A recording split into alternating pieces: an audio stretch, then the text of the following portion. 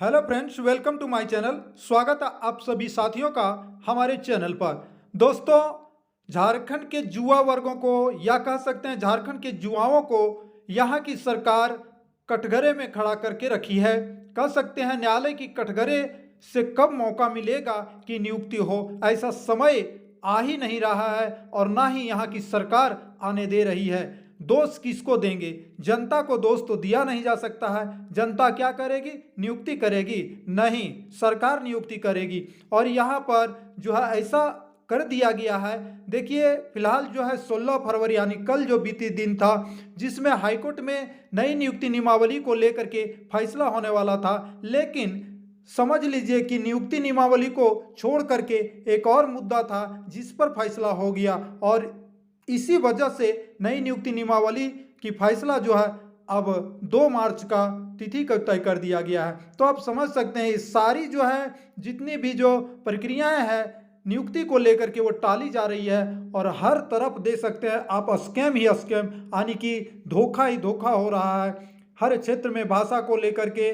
जेटेट को लेकर के लंबी लड़ाई। अभी जेटेट में भी देखिए कुछ मामला आ रहा है जिसमें कि अब जो है जेटेट नियमावली को लेकर के भी विरोध प्रदर्शन या फिर विरोध होगा किसी तरह से। चाहे कौन सी मुद्दा ये समझ में नहीं आ रहा है, लेकिन इस पर बात चल रही है कि जेटेट नियमावली बनाई गई उस पर जो है कुछ खामियां हैं। तो अब देखिए, जब तक सटीक जानकारी नहीं आती है वो उस बारे में हम बात नहीं करते हैं, लेकिन इतना जरूर है कि झारखंड सरकार जब से सीएम हेमंत सोरेन आए हैं उनको इतना इतना इतना मुश्किलों का सामना करना पड़ रहा है। पता नहीं, हमें ये नहीं लगता है कि उनके आने के बाद में देखिए अब उनका दोष नहीं है, ये समय का दोष है कि कोरोना जैसा महामारी भी आ गया। नहीं तो देखना था कि हेमंत सरकार क्या बहाना बनाते कि वास्तव में वे नियुक्ति करते या कि बहाना बनाते। क्या कोर्ट का चक्कर काटना पड़ता अभ्यर्थियों को? आप देख रहे हो कि कुछ दिन पहले जेपीएससी का मामला कितना गर्म हुआ था, लेकिन अभी जेपीएससी खुद गलती मानी है कि हाँ गलती हुई है, जो कि पीटे में आरक्षण नहीं देना था, पुनः हम रिजल्ट जारी करेंगे, ऐसा कोर्ट से भी इजाजत लिया है उन्होंने। तो अब जो नई नियुक्ति नियमावली को लेकर के है, इस पर मामला जो है 2 मार्च को अगली सुनवाई होगी।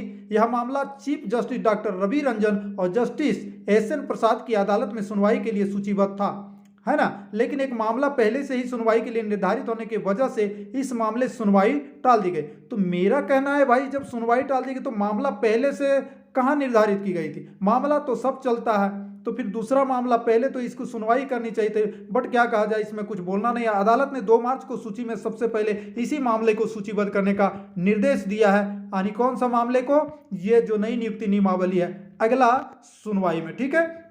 इससे पहले वरीय अधिवक्ता अजीत कुमार व अपराजिता भारद्वाज की ओर से मामले में सुनवाई की तिथि निर्धारित करने का आग्रह किया था, जिस पर अदालत ने मामले की सुनवाई 2 मार्च को निर्धारित की है। इस संबंध में रमेश हांसदा और कुशल कुमार ने हाई कोर्ट में याचिका दाखिल की है। नियुक्ति नियमावली को चुनौती देने वाले याचिका में कहा गया कि झारखंड में संस्थानों से 10वीं और +2 योग्यता वाले अभ्यर्थियों को ही परीक्षा में शामिल होने की अनिवार्यता रखी गई है। इसके अलावा 14 स्थानीय भाषाओं में से हिंदी और अंग्रेजी को बाहर कर दिया गया है, जबकि उर्दू, बांग्ला और उड़िया सहित 12 अन्य स्थानीय भाषाओं को रखा गया है। तो ये मामला लेकर के सुनवाई होने वाली है। नई नियमावली में झारखंड के संस्थान से ही 10वीं और +2 की परीक्षा पास करने की बात को अनिवार्य किया जाना संविधान की मूल भावना और समानता के अधिकार का उल्लंघन है, ऐसा कहना है अपीलकर्ता का।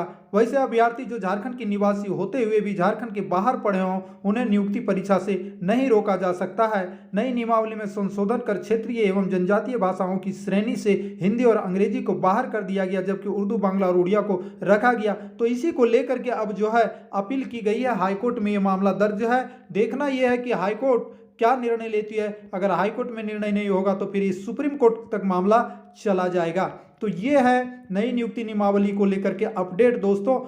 या और ये बात ये सत्य है, स्थानीय नीति भी लागू होने की कवायद में चल रहा है, बट कहा नहीं जा सकता है कब लागू होगा।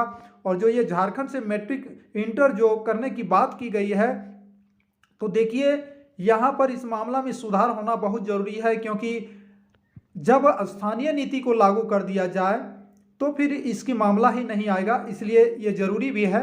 तो इससे बढ़िया होगा कि स्थानीय नीति को लागू कर देना चाहिए, तो सरकार को ये सारी चिंताएं खत्म हो जाएंगी।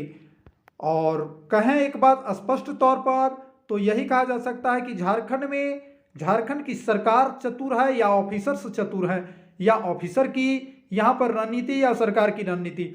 नियुक्ति की प्रक्रिया किसी भी विभाग में शुरू नहीं हो रही है और ना ही जो है पंचायत चुनाव को लेकर के किसी प्रकार का यहाँ पर काम तो जारी है, लेकिन जो यहाँ पर चुनाव जो झारखंड का निर्वाचन चुनाव आयोग से तो आया हुआ है प्रस्ताव, लेकिन यहाँ की सरकार कब तैयारी करती, ये बड़ी बात है।